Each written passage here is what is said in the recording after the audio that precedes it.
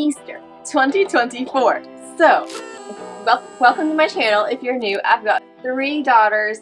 My son, okay, I have 4 kiddos. That's how the math works out. 3 girls, 1 boy. My son, I sewed for him when he was a baby, and not as much as I would have liked to, because life was a little bit chaotic back then. In that period of his, anywho, it's fine. But Easter, 3 girls want to coordinate their dresses. They love dresses. They fight over. All right, Everly gets a turn. Go to Daddy. Daisy, it's Everly's turn now.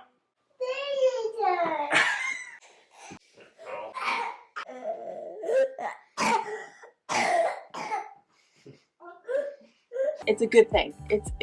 I'm grateful. But I guess what I'm trying to say with Henry, my son, is that since he's not all that into it and he's no longer a baby, he just sort of stands there and looks pretty, and I don't really have to. We don't. It's good. Like, what am I trying to say? I don't sew for him, except I've got pants around here somewhere. Here they are. I've got pants that I need to hem, but I didn't make the pants, right? Like, and if he were to come to me and say, hey, Mama, I want you to sew, I would of course do it. But right now, where he is in life is that he doesn't really, it's not his thing, and that is perfectly fine. So we are gonna focus on 3 dresses because the girls love the dresses.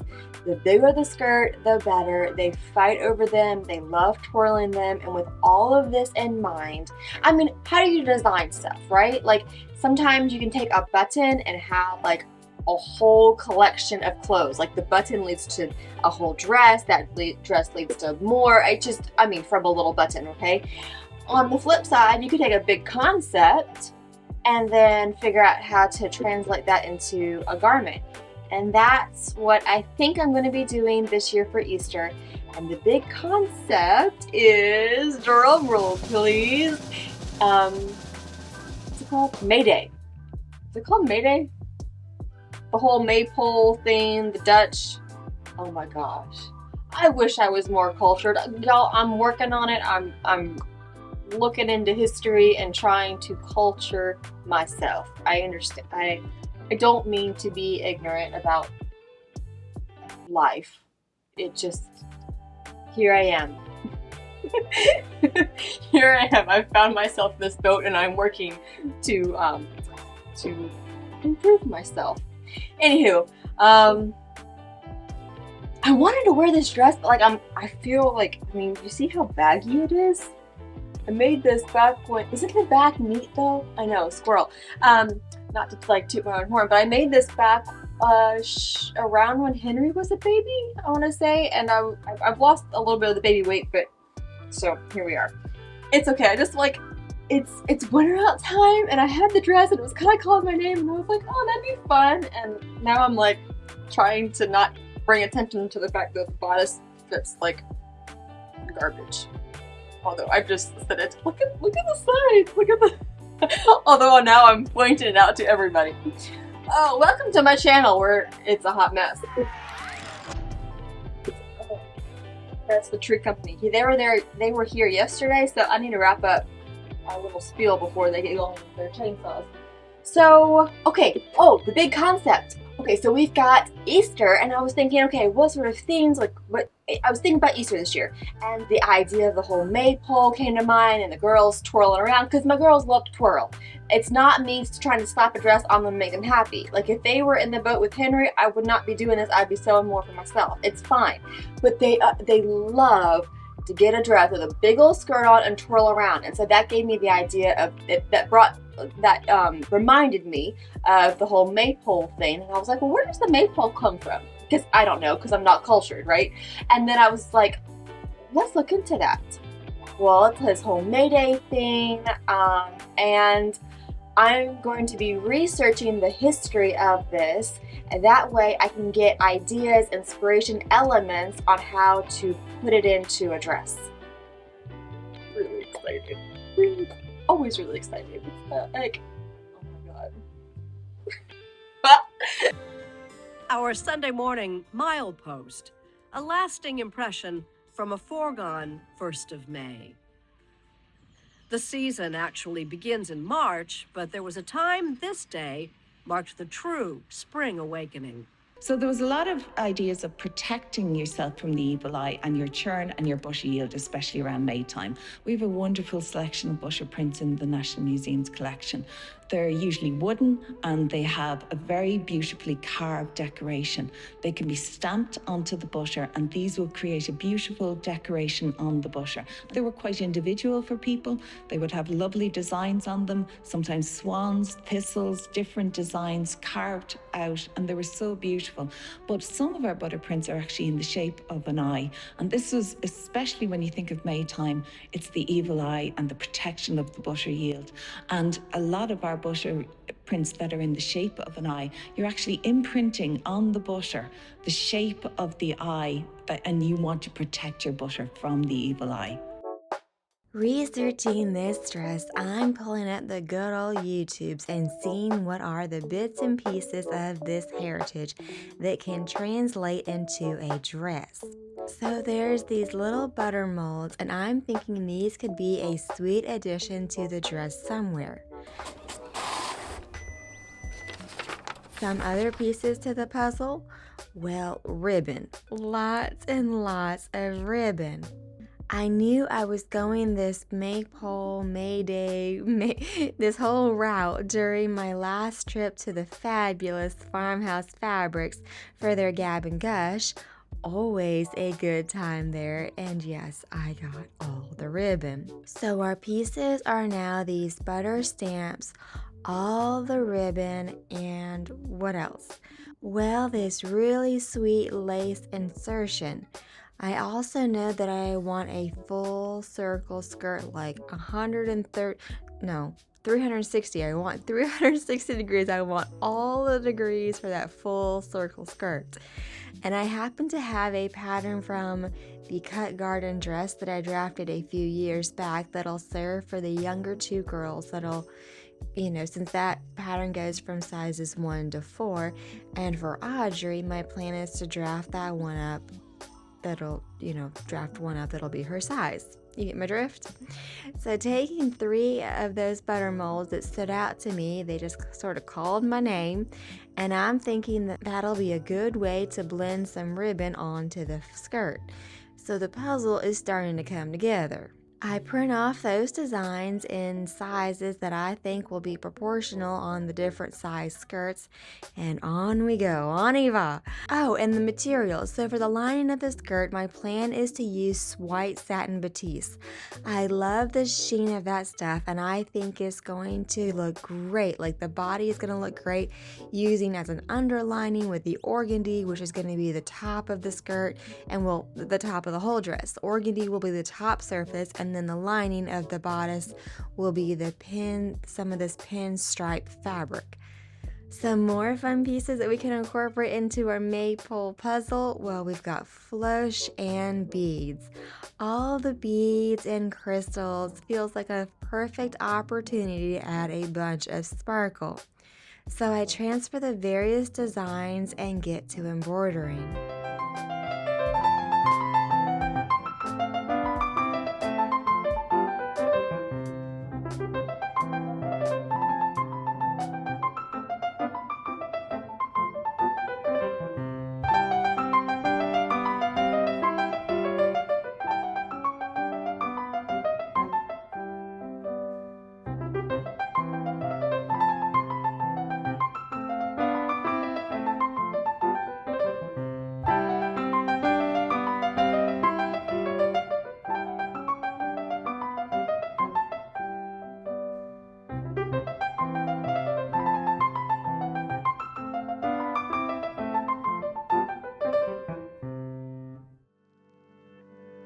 With those butter molds done, I can rip off some fabric so I can cut those skirts, and then I'm turning my attention to those bodices.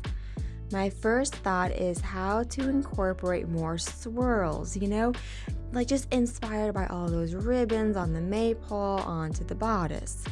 Should I do swirls or maybe do the crisscross pattern, or possibly both?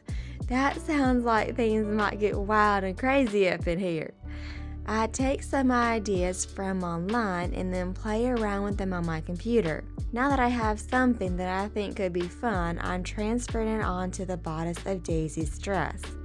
And I'm kind of piecing the construction together as I go. I've been doing this more and more lately, and it's a lot of fun, although sometimes I will admit I get myself into a hot mess in a hurry since I don't have a ton of experience doing things this way, but still, it's fun.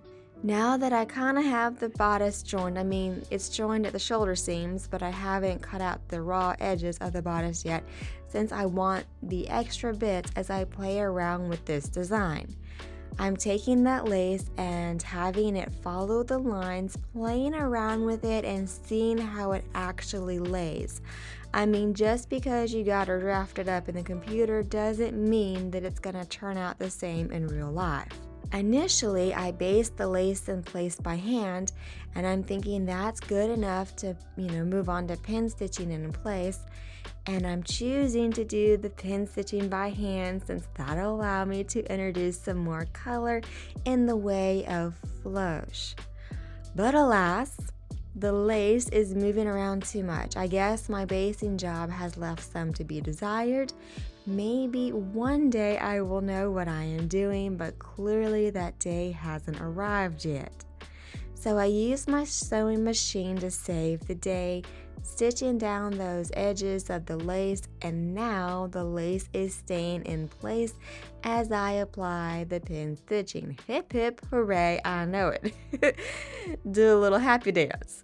And that leaves me with another, puzzle piece to figure out.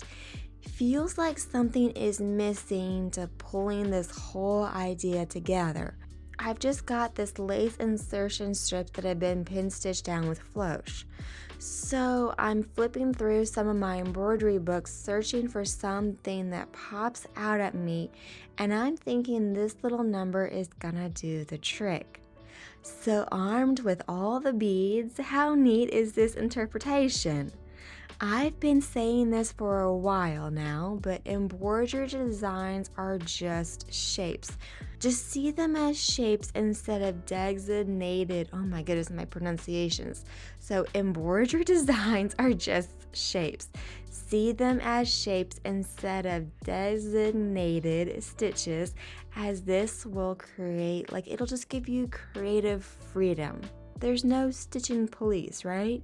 So I'm translating the top of those maypoles into this little beaded number.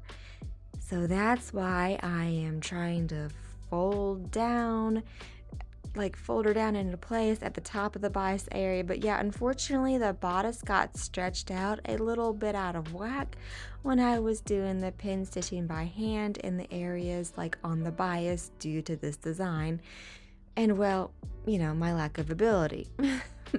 I knew it was happening while I was stitching, and I really tried to be careful and to mind the bias, but I don't know a good way around this situation. I kept thinking, it's happening, don't stretch it, and I don't know. I could kind of use me a mentor. Any volunteers? So after steaming the overstretch area as best as I could, just kind of got her back together as best as I could, then I've got this little applique that's gonna, cover up that whole situation. Gotta love it when a plan comes together, right?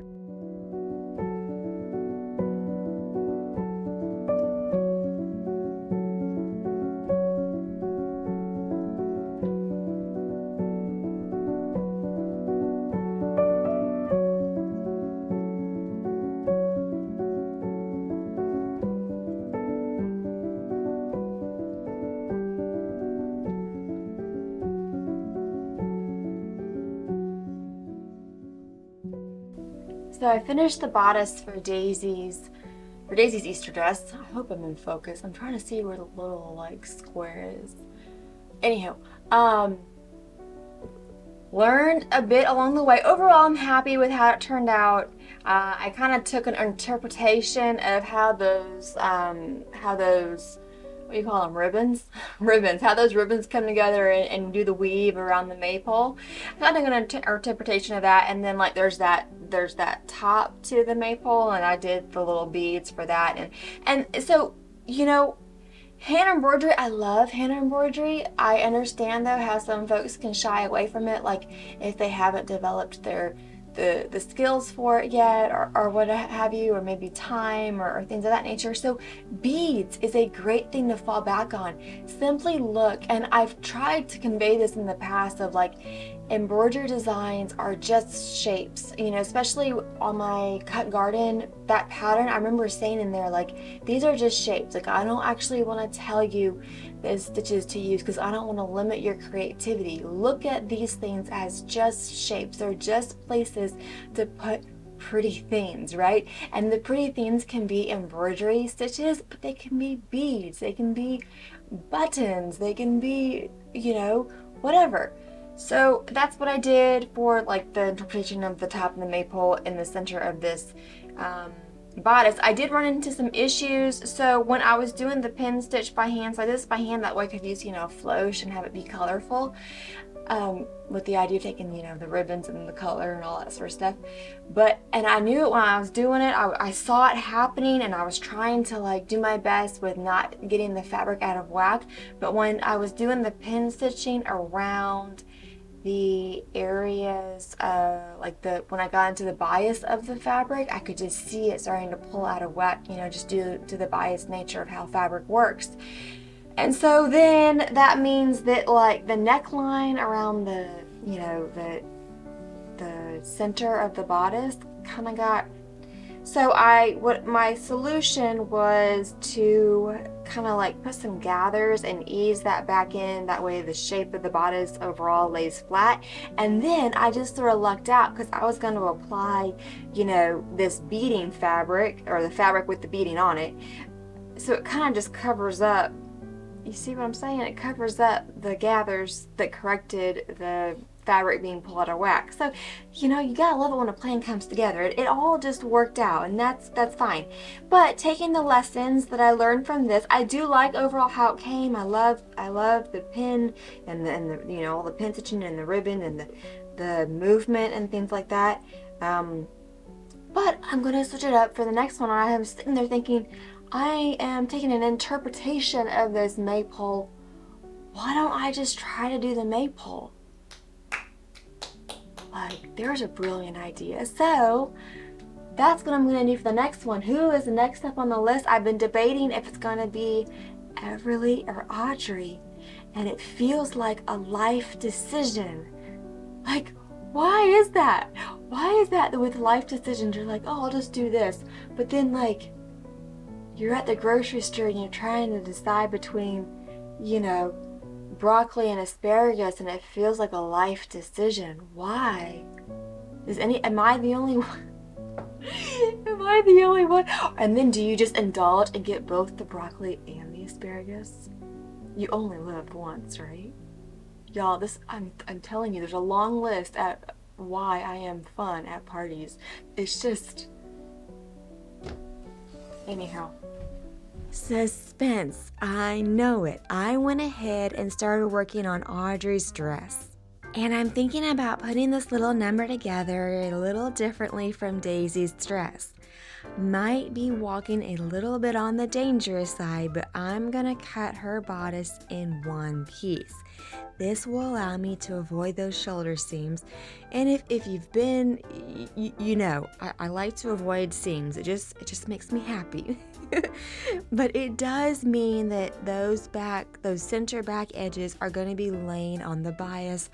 I know, kind of playing with fire here. So I'm reaching for that same lace insertion, and instead of drafting something on the computer, I'm just playing around with it. Truthfully, I think I was overthinking it before, and well, I guess I've seen enough maypoles now that I feel comfortable branching out. I've heard this from many realms, but first you copy, and then that allows you to branch out. So my first thought is to copy the maypole as best as I can, and then I take a minute to look at the result, and I'm wondering, can I add some texture or another element? And that's when I start wrapping around the existing structure with this, for this little like ribbon swirl. Kind of sweet, right? So learning my lesson from Daisy's round, I immediately used my machine to do the basting work. I'm wanting to use the smallest foot that I have, but gosh, how to get the little booger off?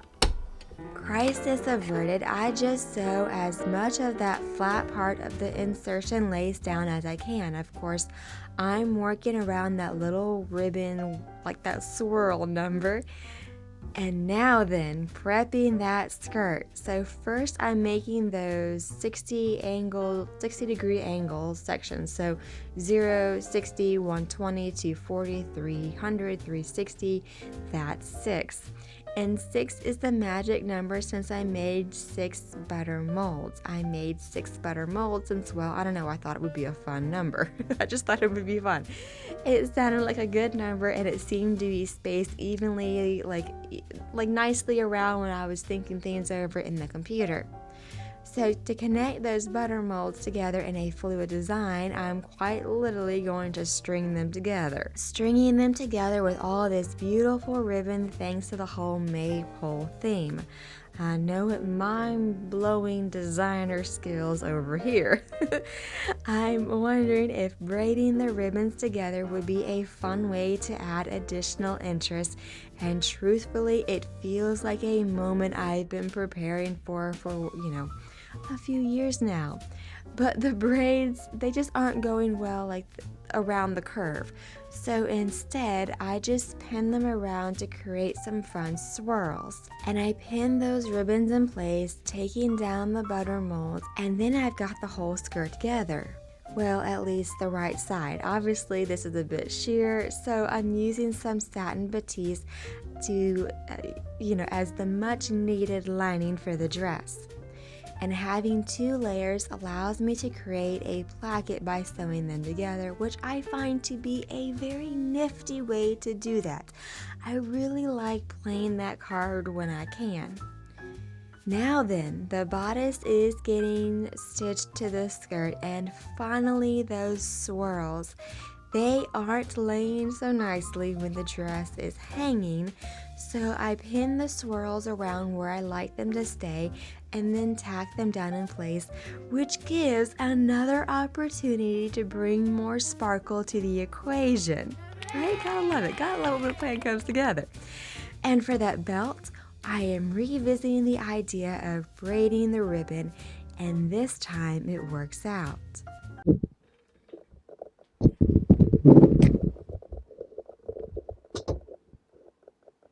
Good morning. So, let me bring this up a little bit. I'm trying to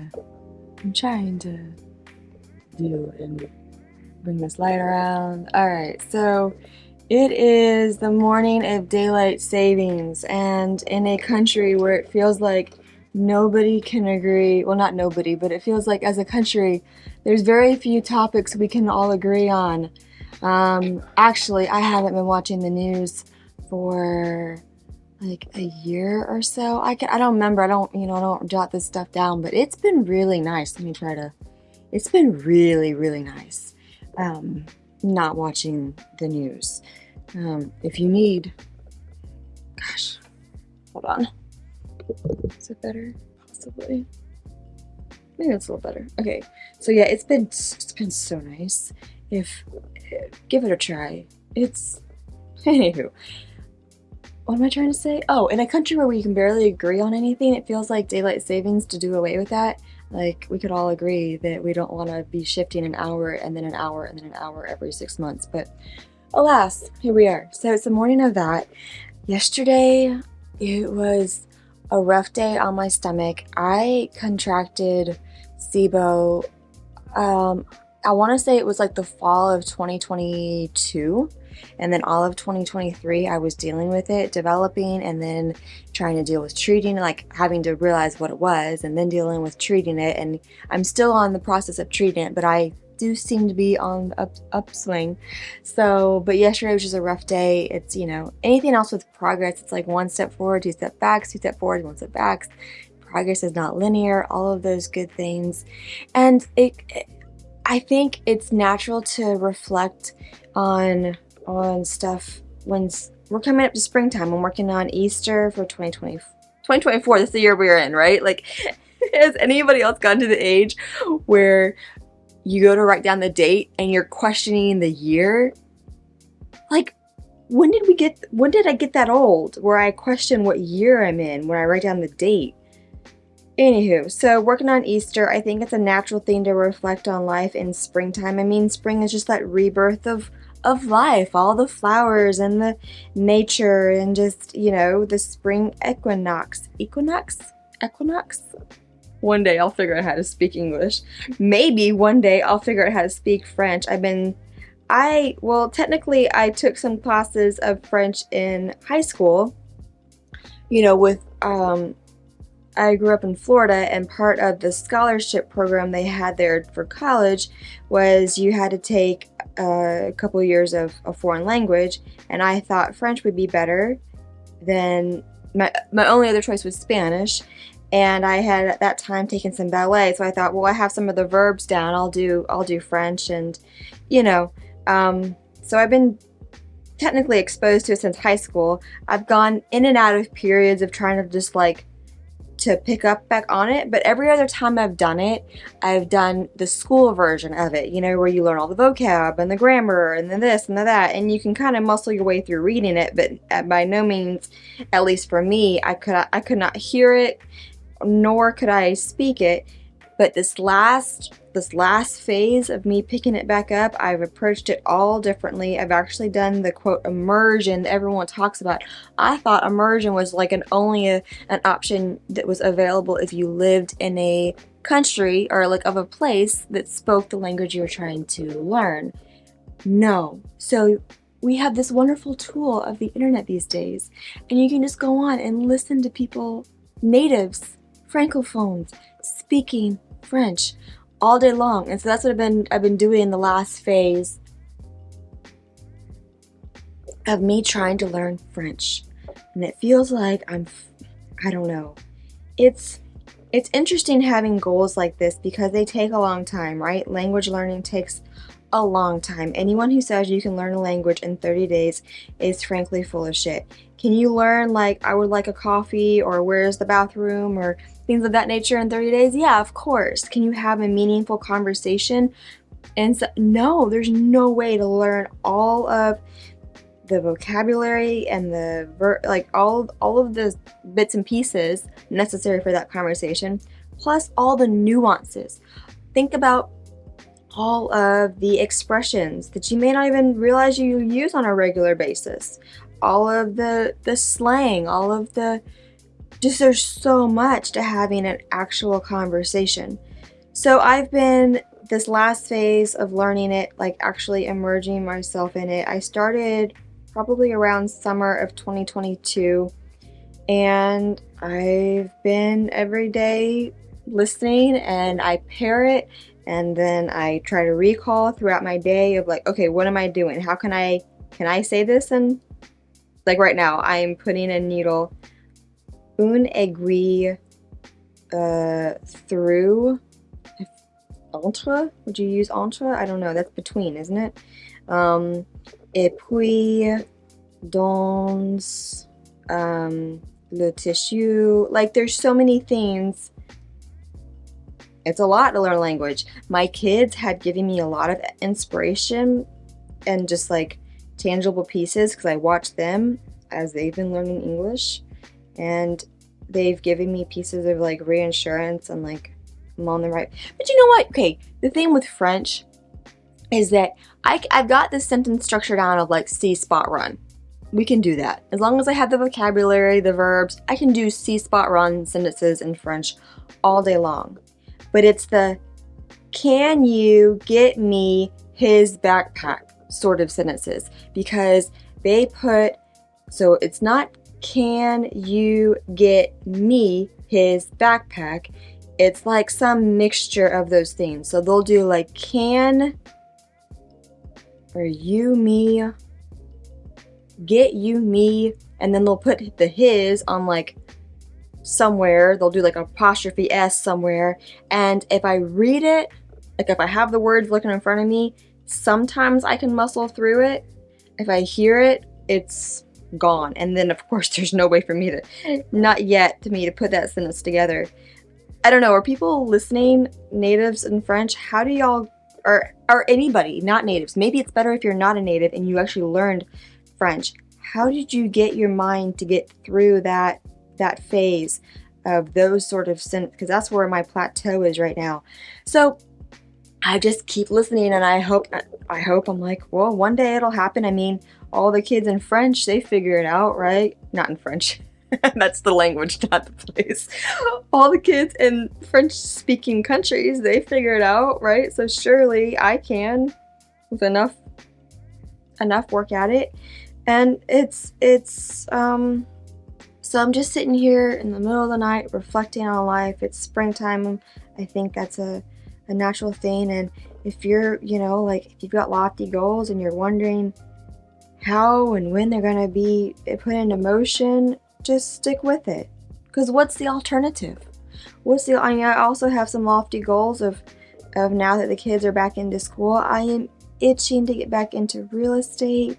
You may not know this about me, but I've got a history of doing flippers, and I mean not like flippers, but like, okay, what I'm trying to say is that we've bought a few homes, to live in. We've only purchased one to actually flip, and but when we purchase homes, we don't have a lot of money. Plus, we like to make things our own. So between the two, it's like, let's do something of a fixer-upper, and then we can fix her up to what we want. And so that's what we have been doing, and with that, comes experience. So I'm itching to get back into that. Of course, don't have the funds, so I'm trying to figure out that number right now. I've gone down a couple different avenues, and it's not the thing is that it's not a problem, right? When you get to the point in life where all of your needs are taken care of, like your necessary bills, all those sort of things, you've worked on whatever traumas you've had in the past, so that means that your needs are taken care of as far as like, financially and things. You're living the good simple life, you're staying within your stuff, right? And you're able to do that because you've worked on yourself. You've worked on your whatever past traumas you've had. You've worked on getting the social norms out of your head. Let's face it, our social norms are not productive.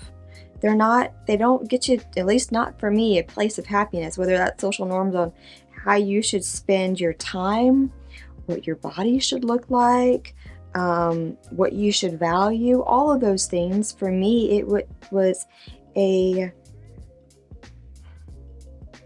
it did me a lot of good getting those social norms, rejecting them.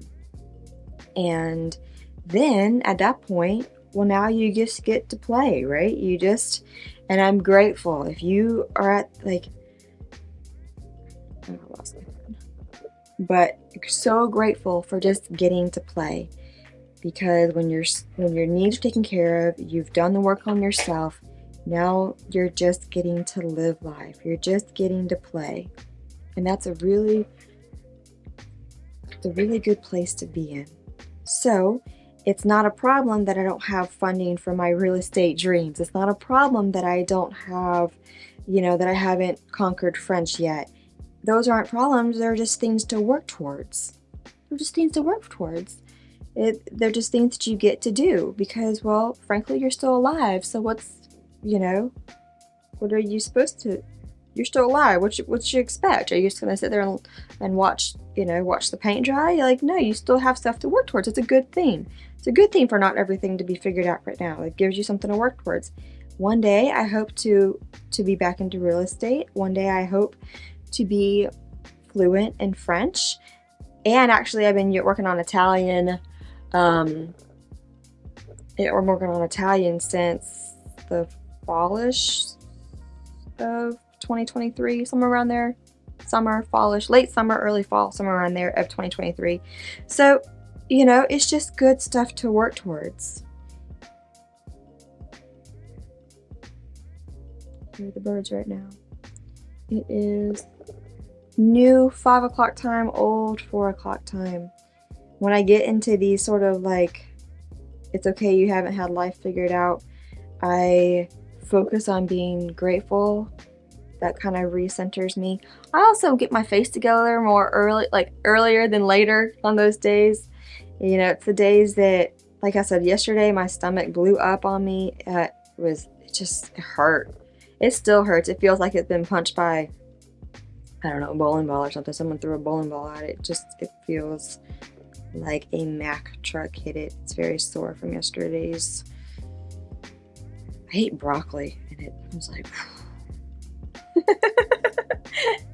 anywho, so it's those sort of days. And I remember having these, excuse me, I remember having these days when I was in the trenches of motherhood and you would get like no sleep. And I remember those are the days where you put on the sparkly eyeshadow, right? And I think somebody has a quote, someone famous has a quote like, you know, it's when a woman feels her worst that's when she should put on all the sparkle, and I fully agree. You should put on whatever makes you sparkle, you feel like that. Those are the days to really, I think practicing style is important anyways on a daily basis, however you define that. I think practicing your own style every day is important. But really the days that you're not feeling your best, those are the days to get at it and, you know. So I'm working on Easter. And anyway, whatever that was worth, I hope that was helpful to somebody. Now for Audrey's dress, the skirt needs drafting since my cut garden pattern was only drafted from sizes 1 to 4, and I don't have another circle skirt in her size, at least none that comes to my mind, but that's okay since it's pretty easy to do. So I'm going to fold my fabric once and then twice, so I've got 2 single folds. Sure, you can do this down 1 fold. So from there, I'm measuring how long I'd like her skirt to be from the center of the fabric. By going this route, make sure to add the additional length that you'll need to get from the center of the circle to that waist seam. So put a series of dots and then connect those dots to the circle, like to the curve of the circle, because after all, what is a circle but a bunch of really small dots or lines connected together, right? I mean, kind of. You feel what I'm trying to say? So to make sure I get the waist circumference correct, I'm going to come back to that step once I get the bodice of her dress ready. And now, taking the lessons from Daisy's dress, I'm putting this bodice into an embroidery hoop, hoping that I'm still able to achieve some pin stitch effect. Also, I'm doing some of the pin stitching with metallic thread. How fun, right? So fun at parties, y'all. I am so fun at parties. So once again, I'm making those 60-degree marks at 0, 60, 120, 240, 300, 360. And to get the idea for the waist circumference, to get like an idea of the waist circumference, we can definitely check our work. But I'm taking the good old equation, and since her waist is 22 inches, that's circumference, I'm adding about 2 inches of ease, which honestly might be a tad on the large size, but that's the number that I picked. So then I made a mistake. So ignore the part about me adding the seam allowance for the placket at this point. Instead, I should just have her waist to the 22 inches plus whatever ease. No, just the 22 inches. That's the circumference.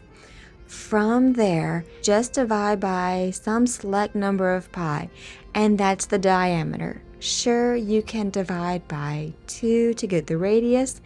And now add in the seam allowance for the placket as well as some amounts for the ease. And that's the length that you need to mark at the circle for the waist seam. Keeping in mind that you'll need to cut 1 circle away from this circle to provide some seam allowance. So at this point, I've got those circles marked, and now kinda as an insurance policy, I'm pinning the joined bodice in place around that marked circle. I'm referring to it as an insurance policy since it's a way to double check my work, you feel me? Before any fabric gets cut or anything gets joined. There's nothing, I'm just pinning her in place, just checking my work.